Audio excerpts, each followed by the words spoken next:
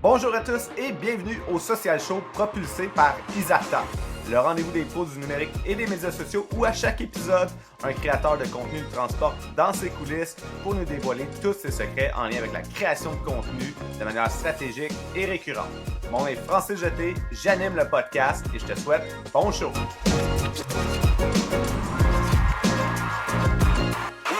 Aujourd'hui à l'épisode, on va jaser de tunnel de vente, on va jaser de marketing créatif et comment se démarquer grâce à notre créativité dans la création de contenu. Avec nul autre que Caroline Villeneuve. Caroline qui est une spécialiste en marketing numérique, mais c'est aussi une gestionnaire de communauté qui gère un seul compte, le compte de Sorcière et Magie. Là, j'espère que vous êtes prêts à vous faire transporter vers la magie. Ça tombe bien, on va publier ça la semaine de l'Halloween. Tout est dans tout. C'est merveilleux. Caroline, comment ça va? Ça va bien, toi? Ça va très bien. Merci de participer au Social Show pour venir jaser de ton expertise. Puis j'ai vraiment hâte qu'on rentre dans le vif du sujet. Mais avant tout, là, j'aimerais ça que tu nous parles un peu de ton parcours. Comment tu es rentré dans le monde du marketing numérique, des médias sociaux et de la pub? OK, parfait. Hey, merci de ton invitation en passant. Et oui, en fait, moi, c'est un accident. C'est un accident calculé. Je t'explique ça rapidement. Dans le fond, j'ai étudié en marketing dans la vie, mais moi, je voulais être une entrepreneur, mais quand c'était pas encore à mode d'être une entrepreneur, tu comprends? Quand j'ai dit que je voulais entreprendre au secondaire, ils m'ont regardé comme quoi. Tu sais, on va essayer de me diriger, mais tu sais, c'était pas ça encore. Mes parents n'étaient pas des entrepreneurs, donc tu sais, c'était comme j'étais à la recherche depuis très longtemps de mon affaire. Qu'est-ce que j'allais faire, moi, pour entreprendre, tu sais? Fait que j'ai étudié en marketing, j'ai adoré ça, mais les possibilités d'emploi, quand je suis sortie de l'école en 2011, c'était pas encore très développé au niveau numérique, puis les possibilités ne m'intéressaient pas. En cherchant mon affaire, j'étais allée faire toutes sortes de choses, dont être serveuse pendant beaucoup trop longtemps. Pendant le service, à un moment donné, il y a eu une opportunité pour être l'adjointe d'Olivier Primo, qui est en train, un gars que personne connaissait ou presque, qui avait racheté en fait un centre discothèque extérieure et qui était en train de refaire un branding complet de la place. Puis je suis arrivée comme vraiment au moment où Olivier a comme pow-wow, puis qu'il avait besoin d'adjoint justement pour gérer toute l'affluence autour de lui. Tu sais, à ce moment-là, on n'entendait pas parler des influenceurs, c'était vraiment nouveau. Fait que bref, à travers cette expérience-là, je suis arrivée là-bas puis je suis devenue une vraie touche-à-tout du marketing. J'ai géré des programmes d'influenceurs, ça s'appelait les Beach Babes, mesdames et messieurs. Bref, j'ai fait du contenu de blog, j'ai fait des réseaux sociaux, j'ai eu un peu d'initiation dans la publicité en ligne. J'ai travaillé avec Andrew Johnson, que tout le monde connaît bien de Drew. Donc, j'ai eu un quand même très bon mentor. Moi, c'est comme ça que c'est arrivé. Moi, je vais aller dans l'événementiel. J'ai vu une opportunité de travailler au Beach Club. Je ne connaissais rien à la musique électronique. Tout le monde, c'était pas mon milieu du tout, mais j'ai fait, hey, je vais y aller, on va voir qu'est-ce que ça va donner. Puis finalement, c'est ça l'accident, c'est que j'ai tombé dans le numérique sans vraiment le vouloir. Mais j'avais tout le bagage marketing de mes études et tout, puis cet intérêt-là. J'ai travaillé là-dedans, donc c'est un peu comme ça que ça a commencé. Puis un an plus tard, je suis tombée à mon compte. Puis là, c'est ça, j'ai travaillé pour des agences, des grandes agences. J'ai travaillé pour Bleu, Blanc, Rouge, Tam Tam. J'ai travaillé pour des entreprises directes comme gestionnaire réseaux sociaux en premier. Puis après, j'ai rapidement bifurqué vers la pub parce que je trouvais qu'il y avait plus d'opportunités en publicité qu'en gestion des réseaux sociaux. Il y a comme pas beaucoup de monde, ou en tout cas, il y a pas beaucoup de filles qui aiment la pub. Donc, c'est un peu comme ça que ça s'est fait. Puis les tunnels de vente sont venus along the way à travers ça, parce qu'avec la publicité, les tunnels sont pas très loin. C'est ça, c'est après vraiment que c'est arrivé. C'est vraiment un parcours complètement fou. Puis là, tu es passé de la musique électronique aux sorcières puis à la magie. Oui. Fait que là, ça, il va falloir que tu nous expliques comment. Mais tu viens de dire quelque chose de vraiment intéressant. Tu as dit, il n'y a pas beaucoup de filles qui font de la pub. Puis tu dis ça, puis c'est vrai. Comme, honnêtement, la semaine passée, je pense, ou en tout cas, peu importe, il y a 2 semaines à peu près, j'avais une formation sur la publicité Facebook. Puis ma formation sur la publicité Facebook, c'est à peu près la seule formation dans laquelle j'ai des gars. Toutes mes autres formations, c'est principalement des filles qui participent à toutes mes formations sur Facebook, Instagram, tout ça. Mais la formation publicité Facebook, c'est la seule où est-ce que j'ai des gars, que j'ai souvent quasiment plus de gars que de filles. Fait que tu dis ça, puis ça, je sais pas pourquoi, mais c'est vraiment intéressant. Ouais, c'est Je comprends, tu sais, sans rentrer dans des stéréotypes, la gestion des réseaux sociaux, la création de contenu, tu sais, justement, c'est un aspect créatif, écrire des textes, tu sais, tout ce qui est dans la création, on dirait que les femmes en général trouvent leur épingle du jeu là-dedans. Puis les gars, ben, tu sais, c'est plus analytique, le paramétrage, tu sais, l'aspect vraiment comme on mise de l'argent, tu sais, on a des statistiques à suivre, puis tu sais, c'est vraiment comme euh, en général peut-être plus masculin les aptitudes qu'il faut avoir pour gérer de la publicité. Puis moi, j'ai toujours dit, j'ai les deux. J'aime vraiment tout ce qui est... j'adore la publicité. Pour moi, c'est vraiment comme un outil incroyable. Là. Pour vrai, moi, à toutes les fois que les gens refusent ou rebutent ou font pas de la publicité, je suis comme, pourquoi? Tu sais, moi, je fais de la publicité pour moi, j'en fais depuis super longtemps pour certaines personnes. D'ailleurs, c'est via Olivier Lambert, à peu près en même temps que le Beach Club, que j'ai acheté sa formation, puis j'ai comme découvert ce monde-là. Fait que moi, même avant que je décide de faire de la gestion des réseaux sociaux, j'avais comme découvert qu'il y avait une façon de mettre de l'argent dans ma Chine puis avoir de la visibilité, puis en arriver les résultats. Mais oui, pour en revenir sur mon côté, moi, je suis une fille super créative. Fait que tout ce qui est au niveau du développement créatif de pub, j'ai une expertise. J'analyse beaucoup ce que les autres font, les tendances du marché et tout. Puis là, je m'en vais agripper ça à toutes mes connaissances du gestionnaire de publicité, comment programmer, comment analyser les statistiques, comment créer les audiences ciblables, bon, tout le paramétrage. Parce que c'est vraiment ça qui est devenu un peu mon avantage concurrentiel comme prestataire de services pendant longtemps. très cool.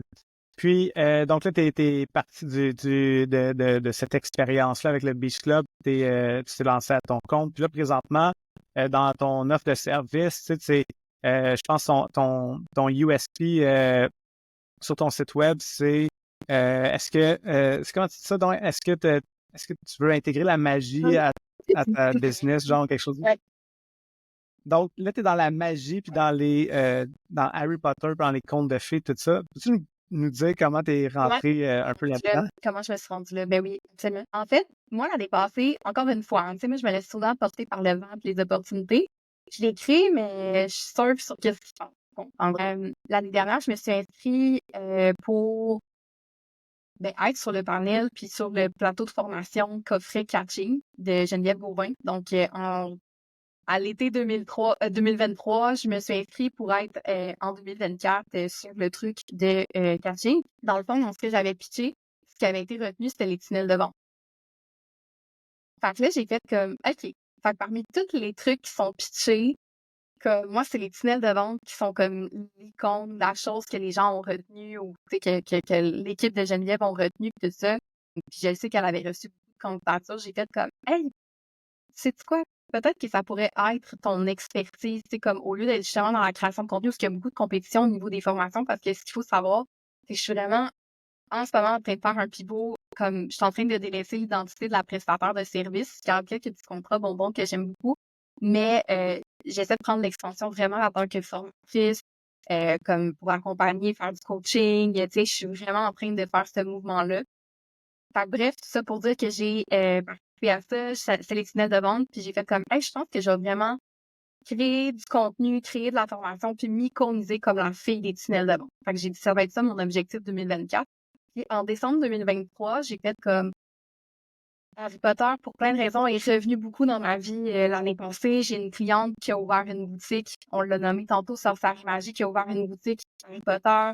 Par cette expérience-là, on s'est collé beaucoup au monde d'Harry Potter. On a commencé à parler avec Frédéric, qui est une fille qui a un podcast qui s'appelle En attendant ma lettre de Poudlard au Québec. Fait que, tu sais, genre, immersion Harry Potter. Puis en décembre, j'ai fait, hey, je peux peut-être essayer de trouver quelque chose pour, comme, encadrer mon brand ou, tu sais, comme, je veux que ça soit de la magie aussi. C'est tellement le fun de le faire pour ma cliente. Puis comme, ça pogne, puis c'est le fun, puis le monde aime ça. Puis dans le monde qu'on vit aujourd'hui, on a clairement besoin de magie. Fait que j'étais comme, hey, je pense que je vais utiliser un brand, emprunter une école de magie, puis je vais vraiment comme utiliser les termes, puis ça va vraiment m'aider dans le processus créatif du membership. Ça va rendre le membership encore plus le fun à faire au niveau comme, tu sais, il y a quelque chose de ludique là-dedans, puis de le fun que de faire des formations, tu sais, comme d'appartenir à un groupe où il y a un aspect playful un peu. Voilà, c'est comme ça que j'ai décidé de prendre cet univers-là magique puis de le mettre pour ce produit-là. Puis finalement, ça a tellement bien pogné, puis j'ai tellement bien travaillé ce branding personnel-là que premièrement, à chaque semaine, il y a quelqu'un qui m'envoie un reel Harry Potter. Des lofts Harry Potter, des Airbnb Harry Potter, genre des trucs partout dans le monde Harry Potter. J'en reçois à toutes les semaines, parce que je me suis vraiment iconisée comme la fille de Harry Potter, c'est bon.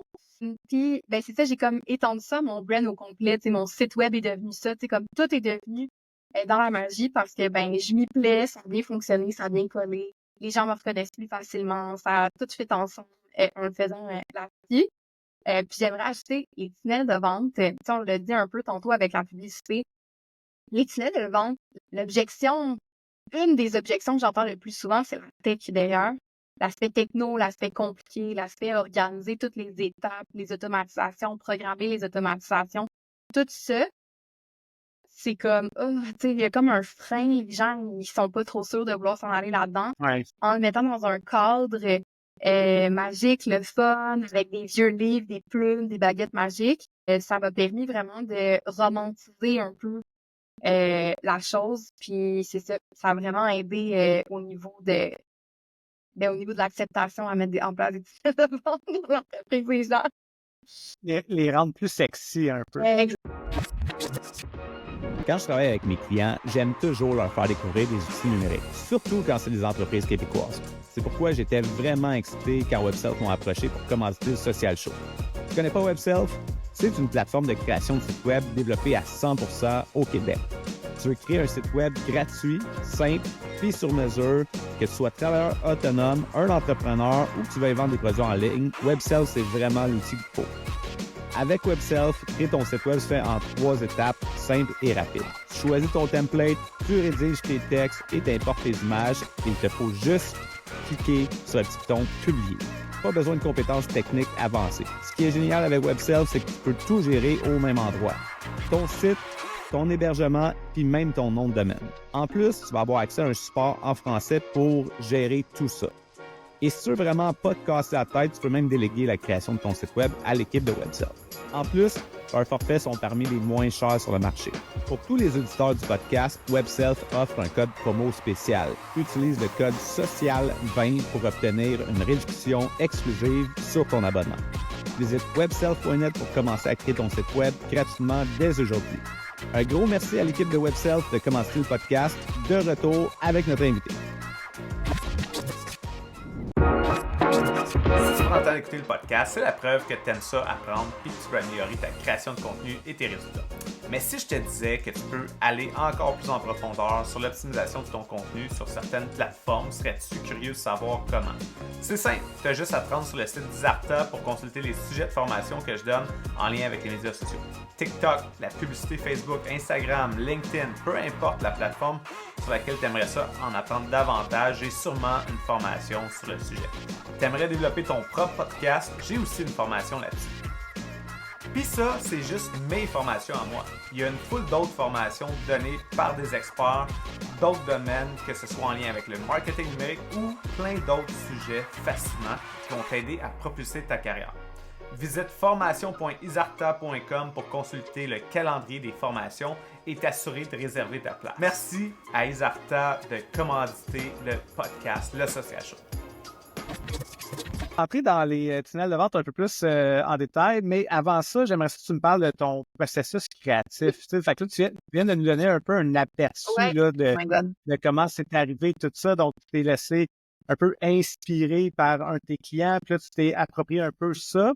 Mais parle-nous concrètement, là, comment tu définirais ton processus créatif? T'es-tu plus une fille structurée? T'es-tu plus comme instinctive, testée, analytique? Tantôt, tu parlais un peu de ton côté analytique. Tu veux-tu nous parler de ça un peu? Mon Dieu, comment je me définirais? Les gens pensent que je suis organisée parce que, tu sais, avec le temps, j'ai quand même des outils là, que j'ai accumulés et que j'ai mis en place, mais je me sens pas comme une fille organisée tant que ça. Oui, effectivement, l'intuition fait beaucoup partie, mais ça devient, tu sais, l'expérience aussi. Là, l'intuition est plus facile à appliquer avec l'expérience. Mais pour la création de contenu, premièrement, comme pour moi, la stimulation de la créativité, puis en fait, pour revenir à mon histoire de Harry Potter, j'ai fait une dépression il y a 2 ans, puis quand j'ai tombé en dépression, évidemment, la créativité était pas comme trop stimulée. Tu sais, c'était un peu mort de ce côté-là. Puis le repos, évidemment, tu sais, m'a aidé. Mais la reconnexion à mon cœur d'enfant puis mon cœur d'ado, tu sais, avant d'être une mère, d'être une entrepreneur, d'être une adulte avec une maison puis toutes les choses à payer, j'étais qui? J'aimais quoi? Je faisais quoi mes temps libres? Comme adultes, on n'a plus beaucoup de temps libre pour faire donner à des choses qui est réellement des passe-temps. Tu sais, souvent, on fait que vivre et passer de tâche en tâche. Puis ce moment-là m'a vraiment permis d'avoir comme beaucoup d'espace pour jouer, tu sais, pour faire comme, OK, qu'est-ce que tu fais pour filer le temps quand que t'as rien à faire, tu sais, puis que tout ce qu'on te demande, c'est de te reposer, finalement. C'est aussi là que Harry Potter est beaucoup venu parce que c'est là que je me suis remis à lire les livres, à regarder les films, tu sais, j'avais beaucoup de temps. C'est vraiment là que j'ai eu un éveil sur, en tant qu'adulte, entrepreneur, mère, travailleur, peu importe qui écoute ça, quand on met pas d'espace pour le repos, pour connecter à son cœur d'enfant, pour jouer, pour être dans le plaisir, pour avoir cet espace-là, des fois, on a l'impression souvent de perdre notre temps quand on fait ça. Je vais pas faire une sieste, ou je vais pas faire ça, ou je vais pas aller au spa, ou je vais pas jouer à telle chose, je vais pas prendre le temps de faire ça. Parce que c'est une perte de temps, j'ai plein de choses à faire, tu sais. Mais finalement, c'est vraiment des vecteurs de créativité vraiment importants. Puis ça, moi, c'est trop tard, je pense, mais je l'ai compris vraiment l'année dernière. Puis j'essaie au mieux de mon possible, il y a vraiment rien de parfait, mais j'essaie le plus possible d'avoir de l'espace au niveau de la créativité. Tu sais, les artistes là, qui écrivent des chansons, puis qui écrivent des livres, puis tout ça, ils s'en vont dans des retraites, ils font des choses comme super flyées pour se mettre dans des contextes d'épanouissement créatif qui leur permet vraiment de connecter aux bonnes sections de leur tête pour s'exprimer, avoir une certaine. Puis on dirait que nous, les réseaux sociaux, c'est comme arrivé il y a pas longtemps dans la vie en général. Puis on essaie de squeezer ça en deux tâches. Moi, je crée du contenu. Tellement. Puis C'est tellement vrai, puis c'est tellement important qu'est-ce que tu es en train de dire. Puis en réalité, c'est une des raisons aussi pourquoi euh, c'est l'angle un peu du podcast, du social show. Dans le fond, moi, ce que je veux démontrer, c'est qu'en réalité, le créer du contenu, tout le monde essaie de faire ça rapidement, puis que ça prenne le moins de temps, puis tu demandes à ChatGPT de nous sortir 30 idées, puis que tout se fait automatiquement, puis tu n'as rien à faire. Mais c'est pas vrai, c'est pas ça. Ça te prend de la créativité, ça te prend du temps, ça prend de l'effort, mais de ramener le plaisir là-dedans est vraiment important. Tu sais. Puis moi, j'aime pas ça, créer du contenu vidéo tout seul avec la caméra. Fait qu'est-ce que j'ai décidé de faire? J'ai décidé de faire un podcast où est-ce que j'ai des entrevues, où est-ce que je connecte avec quelqu'un, que j'ose, qu'on échange, qu'on apprend ou que quelque chose d'intéressant qui dit.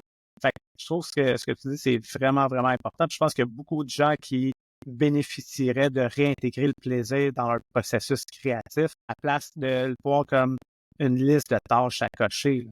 définitivement, puis honnêtement, moi, quand j'ai réintégré ça, puis là, tu sais, on en parlait avant le podcast, qu'on était très occupés. Tu sais, moi, j'ai eu une période très occupée dans les derniers mois. J'ai vu la chute. J'ai vu la chute de la créativité. J'ai vu le forcer. J'ai vu le citron pressé qui essaie, tu sais, comme puis ça marche pas, tu sais. Puis moi, pour moi, c'est essentiel quand je vois que ça balance d'un côté, je fais OK, il faut que je prenne une action pour comme reprendre cet espace-là parce que cet espace-là est nécessaire pour mon contenu, le contenu de mes clients, peu importe que ce soit un peu en contenu réseaux sociaux, en séquence de courriel, tu sais, peu importe ce que je fais, la créativité est partout. Fait qu'avoir de l'espace, c'est vraiment important. D'ailleurs, c'est niaiseux, mais moi, j'essaie vraiment justement de créer de l'espace pour des choses que moi j'aime. Fait que, tu sais, je vais planifier des journées que je vais au spa toute seule. Tu sais, dans une journée de semaine, ce que je mets un petit autorépondeur, puis je fais comme planifier par là. Fait que, tu sais, me planifier des choses comme ça pour avoir cet espace-là, moi, je fais ça. Puis honnêtement, ces journées-là, souvent, je me mets d'un calepin avec un crayon parce qu'il y a plein d'idées. Comme le hamster roule pareil, là, je t'ose pas, mais tu sais, c'est ça. Les idées viennent, on dirait que j'ai de l'espace pour penser, j'ai des idées de contenu, des idées de projet, des idées de il faut que j'écrive à telle personne, je vais faire telle chose, mais c'est pas dans le négatif ou c'est vraiment une partie de ma business que j'aime, avoir des éclairs de génie puis avoir des trucs, mais il faut que tu sois au bon endroit pour avoir ces éclairs-là. Sinon, de façon plus concrète au niveau de mon processus créatif, mettons, pour créer du contenu. Premièrement, comme je l'ai nommé, les idées, moi, me viennent partout. J'imagine que c'est le même pour tout le monde, je sais pas, mais moi, j'ai vraiment littéralement des idées partout. J'énerve les gens autour de moi parce que je peux être... Anecdote, j'étais à un concert avec une de mes amies il y a pas longtemps. Puis dans l'avant-première, qui était semi-bonne, j'étais en train de comme noter quelque chose dans mes notes de téléphone. Puis elle était comme, qu'est-ce que tu fais? J'étais comme, j'ai eu une idée de post. Puis elle était comme, voyons, décroche, tu sais. Mais quand j'ai des idées comme ça, je les mets dans mes notes de téléphone. Et quand je scrolle sur les réseaux sociaux, j'enregistre plein de choses d'inspiration dans des dossiers, sociologie, dossiers Caroline, dossiers. Au moment où je m'assois pour faire, OK, là, c'est un moment propice, on est le matin, moi, je suis vraiment une fille de matin. On est le matin, j'ouvre pas mes courriels, je fais rien d'autre pour les prochaines 2 heures, je produis des idées de contenu, je me mets en action pour de la production, puis je m'en vais chercher ces idées-là que je me suis notées partout là, à travers le temps. Je les mets dans mon Asana, là, j'ai comme une rangée de tâches, je les mets dans mon Asana. Tu sais, c'est vraiment un garochage de cueillette d'idées que j'ai eues. Puis après ça, la première chose que je fais, moi, comme stratège, c'est que j'écris des hooks. Avant d'avoir un visuel, avant d'avoir une vidéo, avant d'avoir quoi que ce soit, j'écris des hooks. Ça porte des hooks pour moi. Après ça, je trouve le contenant, je trouve mais les hooks viennent en premier. C'est comme ça souvent que moi je l'enseigne aussi. Parce que dans le fond, tu sais, ton hook, c'est ton angle. Ouais. Tu sais, souvent les gens se concentrent trop sur l'idée, le sujet, mettons, ou le comment, le format. Mais le plus important, c'est ton angle. Tout le reste est moins important, guillemets. Et ton angle, c'est vraiment l'élément clé. Puis ton hook, ben c'est ça qui résume un peu ton angle, en fait. Ouais, qui vient comme accrocher Bien accroché, justement. Tu sais, fait que t'es pas capable d'expliquer simplement ton idée de contenu, ben t'es pas capable de me la vendre en quelques secondes avant que je passe par-dessus. Fait que ton idée est pas assez claire ou est trop complexe, donc elle fonctionnera pas. Fait que je pense que c'est vraiment un bon point de départ de partir de ton hook. Puis l'affaire que je trouve intéressant aussi dans ton processus, c'est que il y a plein de gens qui s'assoient pour créer du contenu, puis là, ils s'attendent à avoir l'idée à ce moment-là, mais de développer le réflexe. Puis ça, je pense que il y a plein de gens qui le font bien, ça, qui passent au podcast, de prendre le temps de juste capturer leurs idées. Ouais. Puis là, il y a plein de manières de le faire. Il y en a qui c'est plus structuré, il y en a qui sont un peu moins, mais d'arriver, de bloquer du temps puis que tu as déjà des idées, ben ça, je pense que ça facilite. Puis justement, fait une fois que tu t'assois, tu as ces idées-là, fait que là, tu es plus en mode. Fait que là, tu commences par tes hooks. Puis après ça, tu pars de là pour développer tes formats. Tu te dis, c'est mon tel hook, je vais le faire plus en carrousel ou ce hook-là me donne telle idée. Ouais, en fait, même avant ça, hook, j'ai écrit mon texte. Si j'ai un texte très, très long, ben ça devient comme un carrousel avec du texte. Là, je parle vraiment là, d'idéation pour, mettons, pour moi, parce que c'est un petit peu différent pour une cliente qui vend des produits comme ma cliente. Ma cliente, ça va peut-être un peu plus partir du sujet, tu sais, puis après ça, on va, tu sais, comme une partir du produit pour trouver. Ouais, exactement. Puis, mais tu sais, j'ai quand même mon idée dans ma tête. Puis moi, une chose que je fais, puis ça, je le fais autant pour ma cliente que moi, le fameux persona. Tout le monde pense qu'ils le maîtrisent et le connaissent bien. Mais moi, je me rassois vraiment régulièrement, si c'est pas une fois par mois ou une fois ou 2 mois, pour mon personnage, je le connais, c'est correct, mais je me repose la question, c'est quoi ses points de douleur, c'est quoi ses peurs, c'est quoi ses enjeux, c'est quoi ses problèmes, c'est quoi ses désirs. Je me repose la question, puis je me repose la question avec du contexte. Je vais te donner un exemple. Mettons que je m'assois présentement pour mon personnage qui est des petites entreprises puis des solopreneurs. Je me pose la question au moment où on se parle, au moment où on enregistre ce podcast, on est fin octobre. On s'en va dans la période de Noël. Qu'est-ce que mon personnage se dit prochainement? Comme qu'est-ce qui se passe? Qu'est-ce qu'elle veut acheter comme cadeau à sa mère? Tu sais, là, ça n'a pas rapport avec moi, c'est plus pour ma cliente, mais mettons pour moi, c'est quoi? Est-ce que la personne va vivre justement du stress de fin d'année? C'est son dernier trimestre. C'est dans quel contexte? Qu'est-ce qu'il faut qu'elle close? Qu'est-ce qu'il faut qu'elle aille chercher de plus? Comment qu'elle prépare son 2025? Qu'est-ce qu'elle veut mettre en place? Puis je me pose des questions comme ça régulièrement. Puis à toutes les fois que je fais, hey, on va parler de ton personnage, tu sais, comme dans des coachings, dans mes formations, je suis comme, on peut faire un atelier sur les personnages, le monde sont pas comme je le connais, puis c'est un peu banal de faire des ateliers de personnages. Ouais. Mais cet atelier-là, qui est de façon récurrente, de toujours retourner, tes hooks sont là. Ton client en ce moment se demande comment 2025, ça va être quoi les tendances 2025, ben tu sais, comme tu peux développer un hook à partir de ça, comme qu'est-ce qu'on jette en arrière de nous en matière de tunnel de vente pour 2024, par exemple. Des choses comme ça. que je vais me poser la question, puis je vais refaire vraiment souvent pour aller nourrir mes idées de hook. Puis en faisant ça, puis en prenant les idées que je me suis notées à travers le temps, moi, 1 heure ou 2 heures, j'ai probablement entre 15 et 25 idées de posts. Très Ben, nice. après, il y a de la Tu vois, production, il y a des textes, il y a plein de choses à faire, là, mais tu sais, oui, là, mais tu as quand même ta fondation après ça pour planifier la prod de contenu. Fait que tu as tes angles, tu as des idées. Tu vois, c'est drôle parce qu'il y a plein de manières d'expliquer les personas. Puis là, toi, tu es vraiment plus dans les données psychographiques, qui est les peurs, les motivations, les objections, les valeurs, les intérêts, tout ça, les objections. Puis moi, c'est comme ça aussi j'enseigne les personas. C'est pas avec les données démographiques ou quoi que ce soit. Puis moi aussi, c'est exactement ça que je dis dans mes formations. Je dis comme tu parles de ces éléments-là pour développer tes accroches. et puis, Exactement je ça. le fais Ouais. aussi en tunnel de vente, tu sais, pour les séquences de vente, les séquences de courriel, les landing pages, Ouais. tout ça, tu as besoin de ces éléments-là. Fait que quand tu connais ça, tu peux créer énormément de contenu pour les réseaux sociaux, mais pour ton site web, pour plein d'affaires, tu sais. Exact. Tellement intéressant. Donc là, puis là, présentement, tu nous as parlé un peu de Asana comme outil. Ouais. Tu nous as parlé un peu de comment tu planifiais ça, fait qu'un peu le matin, mais concrètement, dans ta semaine, tu dédies combien de temps, puis ça ressemble à quoi ton horaire de production de contenu? C'est vraiment comme des blocs définis ou tu es plus un peu intuitif selon ta semaine ou Je te dirais que, bon, pour moi, c'est un peu différent que tes clients, là. Pour moi, vu que j'ai ces idées-là qui sont en banque, j'essaye d'aller en, voyons, en bloc de temps, d'aller écrire les textes, comme je disais tantôt. Fait qu'une fois que j'ai des contenus, que j'ai le bloc de texte, puis j'ai le hook, pour moi, le visuel, c'est un détail. Tu sais, pour moi, c'est comme, ben, puis comme je te dis, c'est là où je suis intuitive, OK? Je peux me réveiller un matin et littéralement faire comme, ah, je vais juste faire un B-roll Instagram pour un reel, je vais me filmer en train de, comme, verser du café. Ça, c'est pour mon branding personnel, c'est facile, c'est moi puis moi. Il y a personne qui approuve, ouais. c'est moi puis moi qui approuve, tu sais, ça va. Fait que, moi, pour moi, la partie écriture, idéation, tout ça, c'est dans des blocs de temps. Après ça, moi, j'ai une banque au fil du temps, je peux aller chercher. Puis j'ai juste à copier-coller le texte sur un B-roll que je vais créer. Ou, tu sais, ah non, je fais un carrousel. Tu sais, j'y vais un peu de façon intuitive de ce côté-là.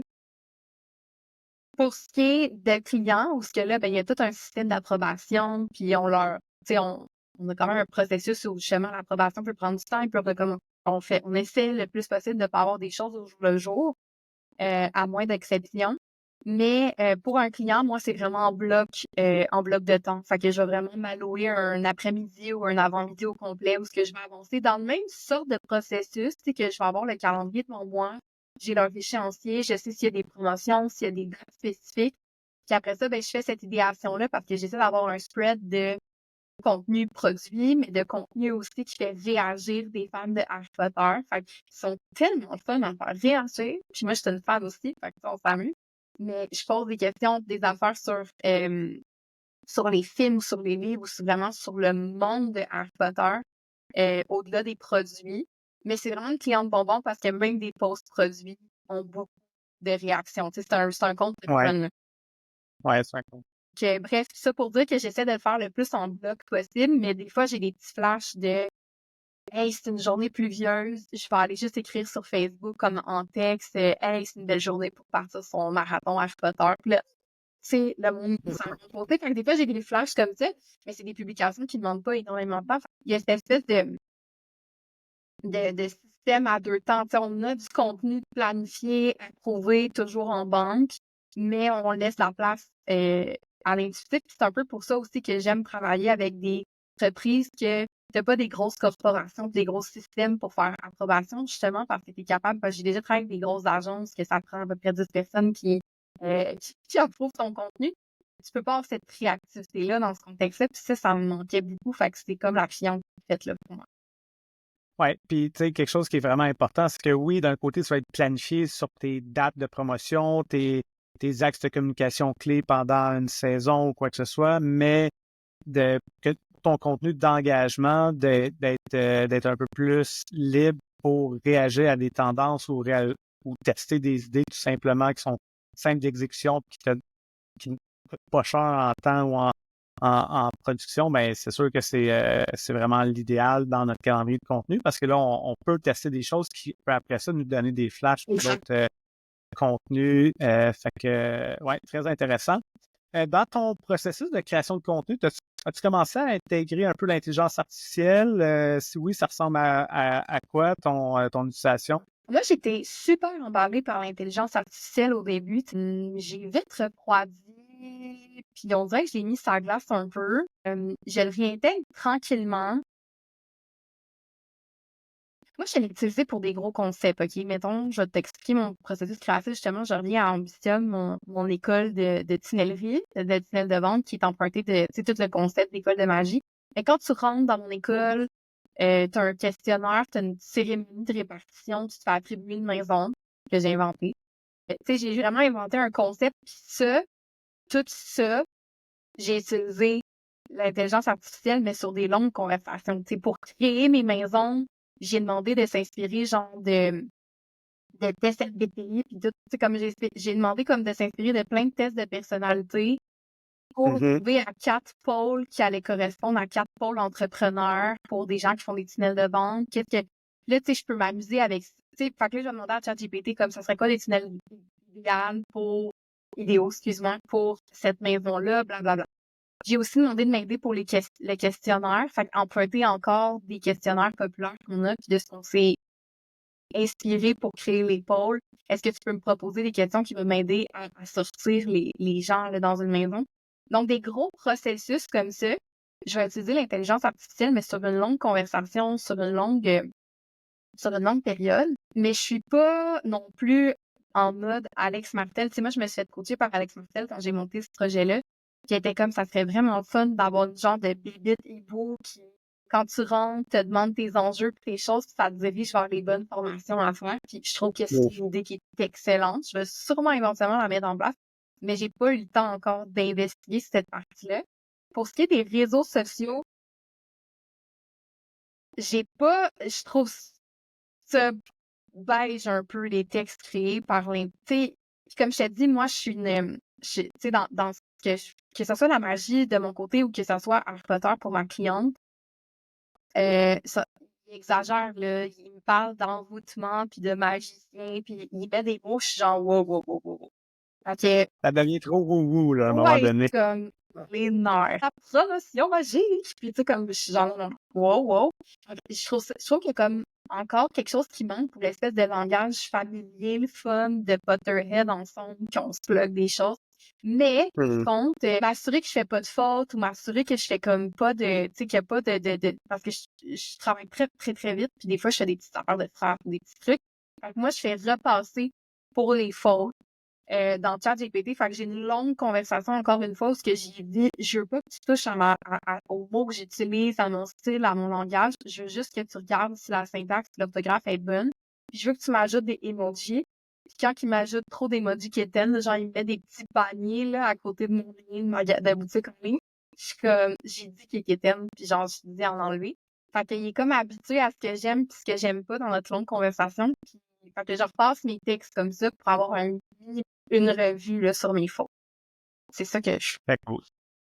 Depuis tantôt, tu parles de ton univers qui est vraiment décalé par rapport à l'offre de service qui est les tunnels de vente, là, par exemple. Puis, est-ce que quand tu as décidé de faire ça, est-ce que tu avais peur, mettons, que tu dises comme, ben, tu sais, les tunnels de vente, c'est quand même sérieux, c'est pour vendre des choses, puis que là, je vais dans quelque chose de très créatif, très, champ gauche. C'est comme c'est quelque chose qui te faisait peur ou comment t'as eu le courage, mettons, d'être moins générique, Ouais. d'être vraiment plus dans la créativité de ce côté-là? J'ai jamais eu peur. J'ai fait peur à plein de monde autour de moi. Là. Tu sais, je me rappelle, mon chum, ça fait je fais, hey, j'ai eu une idée, parce que moi, j'arrive vraiment souvent, mon chum, avec genre, j'ai eu une idée, puis comme. Fait que quand j'ai sorti ça, il était comme, OK, ça va être cool. Mais je suis comme, inquiète pas, ça aura pas l'air d'une trop femme qui fait comme quelque chose un peu quétaine, tu sais. En tout cas, je sais comme, mais non, elle pas peur. Puis finalement, tu sais, j'ai monté mon board, mes affaires, mais j'ai comme quand même tout le temps cru parce que ça a toujours été clair pour moi que ça filtrerait ceux justement, comme ceux qui cherchent des trucs comme vraiment sérieux, très tunnel, c'est qu'à l'américaine, comme on fait une VSL, puis on fait telle affaire. Comme je parle pas comme ça. Puis c'est pas que je crois pas en ces techniques-là, je les amène juste d'une autre manière. J'amène, tu sais, comme, je les explique aussi à mes clientes, comme, hey, tu peux avoir un tunnel où ce que les gens arrivent sur une page, il y a une vidéo explicative, puis après ça, t'as comme en fait, c'est une vidéo sur ta landing page, mais je vais jamais parler de modèle comme préfet avec, OK, tu fais, tu sais, je parle pas comme ça. Fait que moi, effectivement, ça peut être il y a peut-être des gens que ça peut rebuter de faire comment, je sais pas à quel point ça va être sérieux, mais j'ai vraiment mon idée de la tunnelerie. Puis comme je te dis, moi, je parle vraiment à des gens qui sont en petite entreprise, à des prestataires de services, des gestionnaires réseaux sociaux, des graphistes, des photographes, j'ai des boutiques en ligne aussi qui sont là, j'ai des personnes qui veulent lancer leur formation en ligne. Ces gens-là ont besoin que ça soit plus clair, justement, de pas se faire parler comme tu vas lancer un webinar funnel, que tu vas faire telle affaire, tu vas lancer de la pub, tu vas faire telle chose, mais plus que ça soit comme de façon pédagogiquement mieux enseignée pour eux, plus digeste. Fait que je pense que la magie mon monde, m'amène les bonnes personnes qui trouvent ça le fun d'être dans un écosystème où ce qu'apprendre est devenu le fun, dans le fond, puis il y a quelque chose de cool. Tu rentres, tu fais de la place d'une maison, tu as d'autres personnes qui sont dans ta maison. Tu sais, dans mon Discord, les gens sont placés, leur salle commune, tout. C'est vraiment... mais après ça, dans mes formations, j'enseigne des vraies choses, là, n'ayez crainte. Comme j'enseigne la publicité, Facebook fonctionne, aller aller programmer une campagne pour faire du lead generation, comment créer un outil gratuit, comment réfléchir, c'est quoi la stratégie. J'enseigne des vraies choses, mais je pense vraiment que je l'enseigne de façon, comme je te disais, plus digeste pour ma clientèle, qu'est-ce qui existe sur le marché. Puis en plus, ben, j'étais une femme qui enseigne les tunnels à principalement des femmes. J'ai pas beaucoup d'hommes. J'en ai quelques-uns qui ont adhéré, mais c'est beaucoup des femmes. Fait que je pense que il y a quelque chose de le fun aussi là-dedans parce que moi, j'ai vraiment l'impression de leur donner un pouvoir dans leur business en faisant ça. Là, je crois vraiment beaucoup à ce que je fais là, pour des prestataires de services que l'acquisition peut peut-être être plus difficile, puis tout ça, de vraiment faire de la création d'audience, puis d'accumuler, puis du marketing par courriel, puis avoir les bonnes automatisations en place, puis tout ça, tu sais, moi, je pense que ça peut vraiment faire la différence. Comme je leur dis souvent, je regrette de ne pas avoir fait ça il y a 7 ans quand j'ai commencé. Ouais, je me rappelle pas où est-ce qu'on est parti. On est parti j'avais peur. Mais c'est super important, intéressant, tu sais, puis je pense que, tu sais, tantôt on parlait de l'exercice des personas, puis tu sais, l'exercice du ton de la marque, ben, tu sais, souvent, c'est ça, là, on arrive dans des tons de marque qui sont ultra génériques, qui fait que au final, les gens osent pas sur les médias sociaux puis sur les plateformes, puis là, ils se demandent après ça pourquoi ça fonctionne pas, mais c'est parce que tu fais un copier-coller de qu'est-ce que toutes les autres marques similaires à la tienne font, puis je pense que d'avoir la force de pouvoir créer des thématiques vraiment, vraiment fortes, un univers, un écosystème de marques fort qui est créatif, qui se démarque, je pense que ça peut vraiment faire du bien au niveau de l'engagement, puis donner des idées créatives, là, justement, comme tu disais un peu plus tôt tantôt. Fait que c'est très cool de voir comment tu intègres ça dans ta marque personnelle et aussi dans la marque de ta cliente.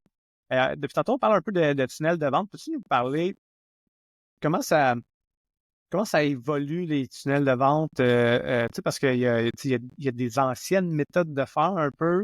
Tu sais, comment tu enseignes ça présentement, les tunnels de vente? Tu n'es pas évidemment obligé de nous donner une formation de normes, tu sais, comme si tu veux nous résumer comme. Ben, en fait, ça n'a jamais vraiment changé, OK? Je t'explique dans le sens où, tu sais, un entonnoir, c'est un entonnoir. Comme je me rappelle, j'étais au cégep, puis je me rappelle de mon prof dans un cours de vente qui a parlé d'un entonnoir, tu sais, plus que tu as de gens, comme que, tu sais, plus que tu fais de cold call, tu sais, on va le mettre dans des termes du temps, mais plus que tu as de cold call, plus que tu as de monde, tu sais, qui traverse chacune des étapes, puis si tu veux avoir plus de ventes, mais il faut que tu rentres plus de monde dans l'entonnoir. Tu sais, la logique de rentrer des gens, que ça se trie, puis que tu as plus de convection au final, reste la même. C'est le même concept. Après ça, les tactiques, les techniques qu'on va utiliser ont évidemment évolué avec Internet, entre autres, mais aussi à travers l'âge d'Internet. Puis moi, mon observation, puis le pivot, moi, j'ai vraiment choisi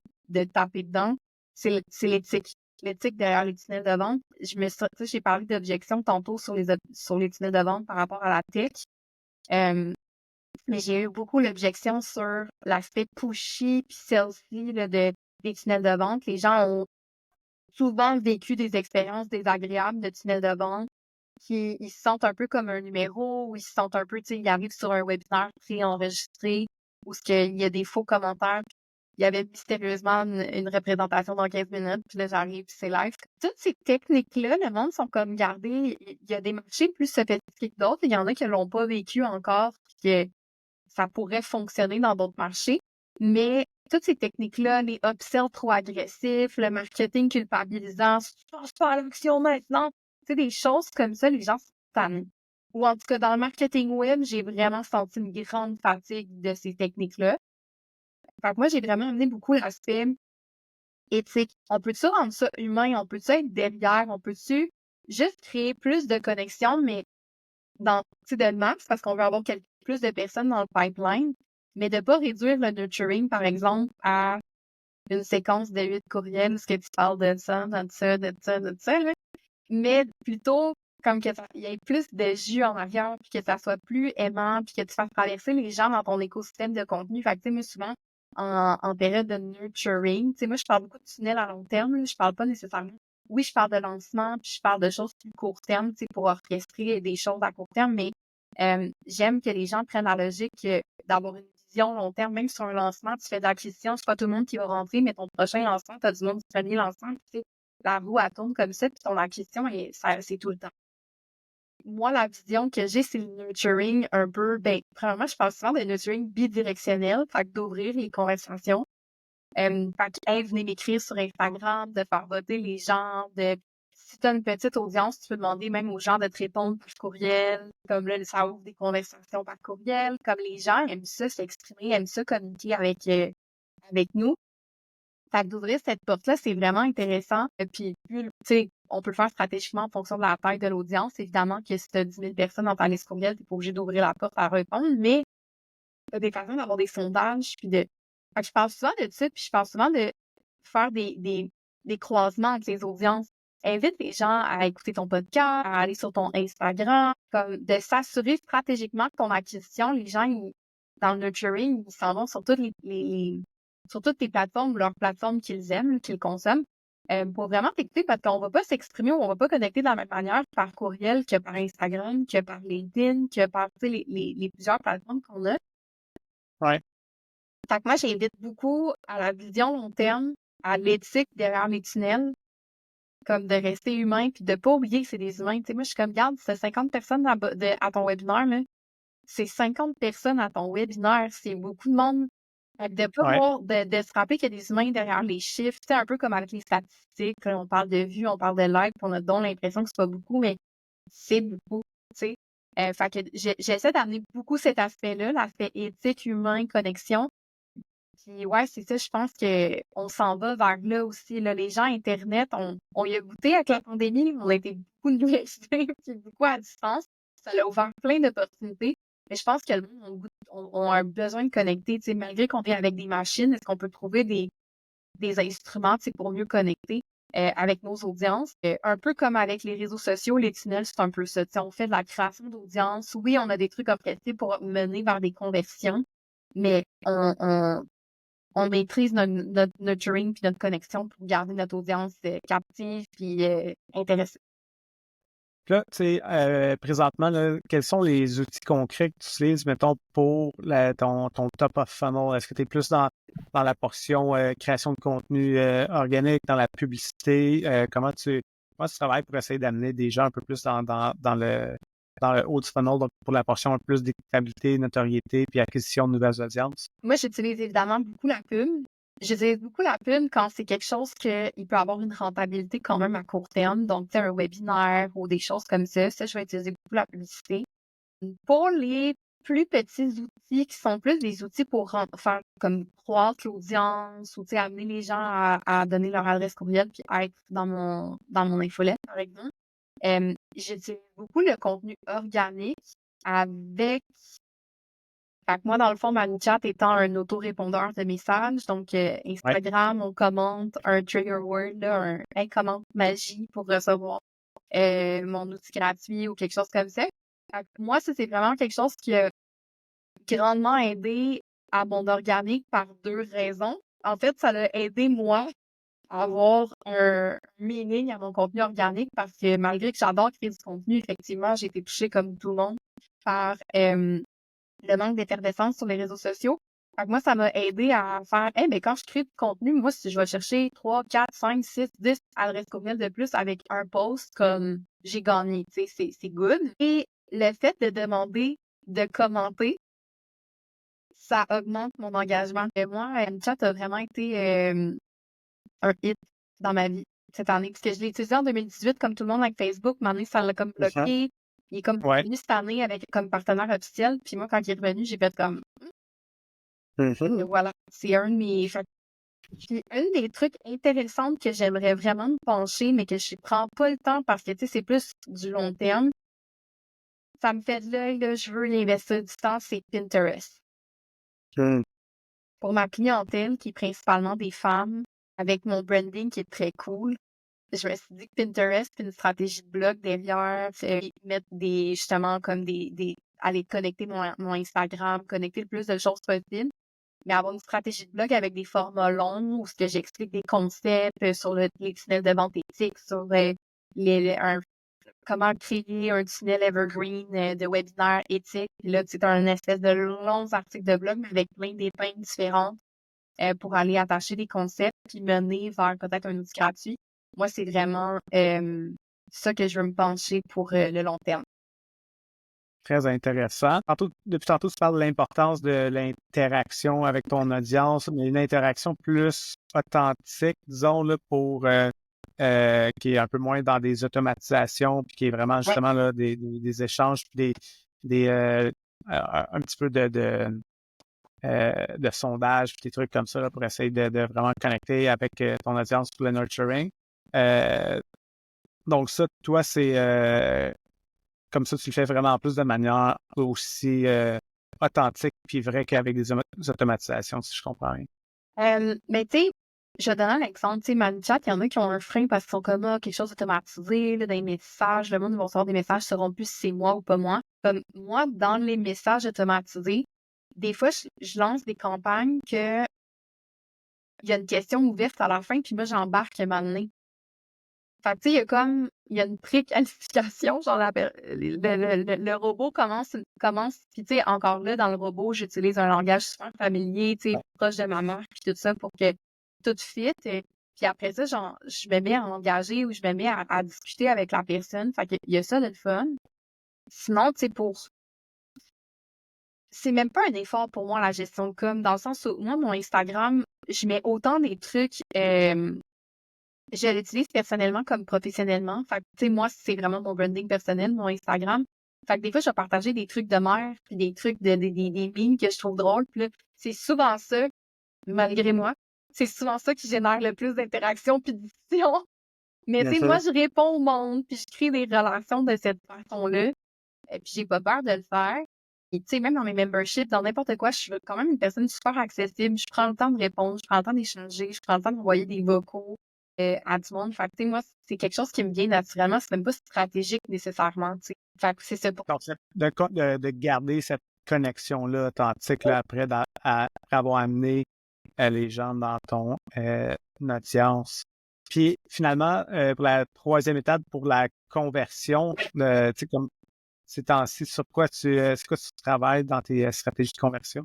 Ben, Tu as parlé un peu de webinaires. ouais, Est-ce que tu sens qu'il y a une fatigue des webinaires puis de ce côté-là? Tu sais, il y en a eu tellement, justement, pandémie, post-pandémie, on a senti un peu l'effet, la fatigue des webinaires. C'est encore quelque chose, tu penses, qui fonctionne bien ou... je pense que c'est quelque chose qui fonctionne encore très bien, mais je pense qu'il faut développer la stratégie derrière pour avoir une rentabilité. Je t'explique, les leads coûtent plus cher qu'avant pour aller chercher des leads. Puis moi, avec les tunnels de vente, ça me coûte plus cher aller chercher des leads que, mettons, pour de la création de contenu. Un webinaire qui serait sur la création de contenu, je vais aller chercher des leads assez facilement à des prix super raisonnables. mais j'ai moins de monde qui vont venir, j'ai moins de monde qui vont convertir, comme c'est plus, il y a tellement plus d'offres dans ce domaine-là que, tu sais, c'est un petit peu différent. Moi, j'ai cette confiance-là que une fois que les gens viennent, comprennent bien où ils sont, je suis tellement pile sur le persona que la conversion, le taux de conversion de ma page, tu sais, la page de capture pour le webinaire, je regardais à mon dernier webinaire, comme le monde qui tombe sur ma landing page, là, il y avait 50% de conversion. J'étais comme, quand même, tu sais. Fait qu'il y a comme une intention, tu sais, quand le monde comprenne bien. Ma publicité est alignée, là, ça allait bien de ce côté-là. Puis moi, une grosse affaire que j'ai appris par rapport à un autre webinaire que j'ai fait lors de mon lancement, c'est de développer l'écosystème d'offres. De pas juste offrir une affaire, OK? Parce que Ouais. ça permet vraiment de rentabiliser super facilement. Fait que, mettons, je vous donne des exemples concrets. Mon dernier webinaire que j'ai fait pour aller acquérir mon membership, des gens inscrits pour mon membership sur les tunnels de vente, j'ai mis 1000 $ en publicité pour acquérir des leads. Puis mon coût moyen par prospect était 7-8 $ à peu près, là. Il y a eu une période de test, des créatifs qui ont foutu le temps. Tu sais, mais c'est à peu près ça mon OK? En tout et partout, organique et en pub, j'ai eu à peu près 250 inscriptions. J'ai mis une promotion en place pour que les gens, il y avait une économie pour prendre l'année au complet. Fait que moi, ça, de mettre une promotion qui a une fin, ça aide vraiment à donner une petite poussée à certaines personnes qui veulent peut-être passer à l'action ou qui sont peut-être déjà dans le membership, mais que là, la promo annuelle peut être intéressante, tout ça. Puis moi, ben, ça me disait, mon membership annuel, la promotion, c'était 670. J'ai peur de rien, tu comprends? En 2 promotions, je savais que j'avais remboursé ma pub. Puis mon membership est 88 $ par mois. OK? Puis j'ai vendu je vends un coaching, un accompagnement de 3 mois, c'est 2500 $, 8 rencontres, on se parle en direct tout le long, on a vraiment une espèce d'horaire à faire de production pour produire un tunnel de vente. J'avais déjà tout validé ces offres-là dans d'autres contextes, fait que je savais qu'ils se vendaient toutes. Puis pour un mois toute seule, c'est 88 $ par mois, qui est mon membership. Fait que je te résume ça. J'ai lancé ces 3 choses-là. Hey, tu peux arriver en coaching, tu peux prendre la promotion, tu as une semaine pour en profiter, tu économises 222 $. Sinon, ben, tu peux prendre ton temps, c'est 88 $ par mois, ou tu as des prix trimestriels et tout ça pour mon membership. T'es là ou la bienvenue quand tu veux. Au niveau de l'éthique, la pression appliquée est quand même pas si forte dans le sens où la personne elle peut réfléchir à ça puis me revenir plus tard. La promotion est pour les plus chauds, tu sais, ah, ben, garde, je t'offre un rabais si tu décides de passer à l'action. Mais sinon, c'est pas plus grave, t'as d'autres façons de rentrer. Fait que le FOMO, il est pas si chic. Puis, les gens qui veulent travailler plus intensivement avec moi, ben, je leur offre cette possibilité-là. Puis, dans le 2500, tu rentres 1 an dans le membership aussi. Fait que, tu sais, c'est tout autour de la même offre. Il y a juste une façon de rentrer. Puis ça fait en sorte que j'ai vendu un coaching, 2 personnes qui sont rentrées à 88 $, puis 2 personnes qui sont rentrées à 666. Ce qui est pas tant que ça au niveau de la conversion. Mais que t'as rentabilisé tes pubs, fait que ça t'a rien C'est coûté. plus important Puis en plus de pour ça, moi. tu as fait des premières ventes, dans le fond. Ben oui, parce que dans le fond, j'ai remboursé ma pub. J'étais allée chercher 200 nouvelles adresses courriel. Il y a du monde qui était déjà dans mon écosystème, mais qui m'avait jamais vu en webinaire, qui sont venus me voir. Comme tout a bougé, puis j'ai Ouais. rentabilisé. Moi, c'est le plus important. Puis j'ai une cliente en coaching que, tu sais, que ça roule. Fait que, tu sais, moi, c'est ça qui est important. Fait que, tu sais, on n'est pas obligé d'avoir des chiffres de j'ai fait un webinaire, puis j'ai fait 200 000 de ventes. Ouais. Non, on n'est pas obligé. Ouais. On aimerait Ouais. ça. On aimerait ça. Et tout le monde se met vraiment beaucoup, beaucoup de pression parce que toutes les pubs, justement, de vente, de tunnels de vente, puis de tout ça, c'est comme, ils ont vendu des millions puis des millions tu sais, puis mais au final, tu n'as pas nécessairement besoin de ça dans ta business pour la même raison que tu n'as pas besoin que tu aies des contenus qui soient extrêmement viraux à chaque fois puis d'avoir des centaines de milliers de visionnements. Tu as juste besoin de rejoindre le bon monde de manière récurrente jusqu'à temps que tu sois prêt à passer à l'action. Au final, je pense que c'est ça qui est important aussi que souvent les funnels, on les voit comme, tu sais, vraiment une technique de vente à pression, un peu comme tu dis. Puis moi, je vois le funnel plus comme une manière de créer du contenu en parlant à nos personas, mais à différentes étapes de où ils sont rendus, eux autres, dans leur processus, tu sais, que c'est de multiplier ces points de contact-là à différents endroits du processus de leur parcours client qui va les amener à passer à l'action au bon moment, tu sais, d'avoir un mix dans ta création de contenu. Tu sais. Fait que je pense qu'il y a ça aussi qui est important de rappeler. Tu sais. Fait que oui, je suis tellement d'accord avec toi avec ça, tu sais, d'arrêter de se mettre de la pression sur des gros chiffres, mais tu sais, d'être satisfait des résultats qu'on génère. Je pense que c'est important, puis ça motive aussi à la place de juste voir comme qu'est-ce que ça n'a pas donné, mais crime de générer des résultats. Pour terminer, est-ce qu'il y a des choses qu'on n'a pas abordées, que tu aurais aimé aborder dans le podcast aujourd'hui? Il y a des choses que je voulais aborder qu'on n'a pas abordées. Je pense qu'on parlait dans tous les coins. Non. Je pense qu'on a parlé de la création de contenu, parlé de magie. On a parlé... Tout est coché. Tout est coché. Parfait. Fait que là, on rentre dans la zone de les questions éclairs. Fait que c'est quoi ta plateforme préférée quand il est le temps de consommer du contenu? Instagram. Oui. C'est quoi ton outil ou ton application qui est essentielle que tu ne pourrais pas effacer là, dans ton workflow de création de contenu? CapCut, hein? Oui. Okay. Ouais, pour ton montage. Oui. Ce serait qui ton ou ta créatrice de contenu préférée présentement? Créatrice de contenu ou créateur de contenu préféré? Oh mon Dieu! Genre, c'est une bonne question. Créateur, créatrice de contenu. Ou une marque, là, ça peut être une marque. Mais moi, Mais j'ai envie de dire Fred, tantôt que je parlais en attendant ma lettre de poudlard. Moi, je suis une grande fan de podcasts, puis en ce moment, aussitôt tu sais, je suis abonnée à son Patreon, je suis abonnée à toutes ses affaires, genre, aussitôt que ça sort, je l'écoute, c'est une priorité. Fait que c'est pas un podcast destiné, mais je l'ai dit, moi, j'étais dans le jeu. Fait que moi, quand je fais du choses, j'écoute des podcasts Harry Potter pour m'amuser. Ouais, puis mais tu sais, je pense que une des raisons pourquoi je pose cette question-là aussi à la fin du créateur de contenu préféré, c'est parce que tu sais, on n'est pas obligé de regarder qu'est-ce qui se fait dans notre business. C'est important des fois d'aller s'inspirer à l'extérieur de nos concurrents, whatever, pour aller trouver des idées de contenu. Puis je pense que c'était un excellent exemple de ça, puis de comment tu as su comment intégrer ces thématiques-là vraiment fortes à l'intérieur de ton processus de création de contenu. Fait Caroline, est-ce que tu veux, où est-ce que tu enverrais les gens qui ont écouté le podcast qui veulent en savoir plus sur toi? Ben, j'ai envie de les envoyer sur mon compte Instagram, parce que c'est celui que je suis le plus active, que j'aime le plus, qui représente le plus mon univers, puis que le monde sur mes stories, tout ça, je suis quand même très là. Fait que je pense que c'est une façon de mieux me connaître sous toutes mes formes. Sur Instagram. Mais sinon, ben, si vous avez envie de découvrir mon univers, justement, le webinaire que j'ai parlé tantôt, ben, je l'ai transformé en formule Evergreen. Fait que si les tunnels de vente, la magie, ça pique votre curiosité, ben, je vous invite à mon webinaire Croissance magique. C'est un 50 minutes in and out. C'est une belle entrée en matière là, pour mon univers, voir qui je suis puis qu'est-ce que j'en sais. Excellent. Ben, merci beaucoup, Caroline. Merci à toi pour l'invitation. C'est très gentil. Merci d'avoir pris le temps d'écouter l'épisode au complet. J'espère que tu as appris plein de choses. Si oui, n'hésite pas à partager avec un ami ou un collègue qui est dans l'industrie de la création de contenu, des médias sociaux, des coms, du marketing.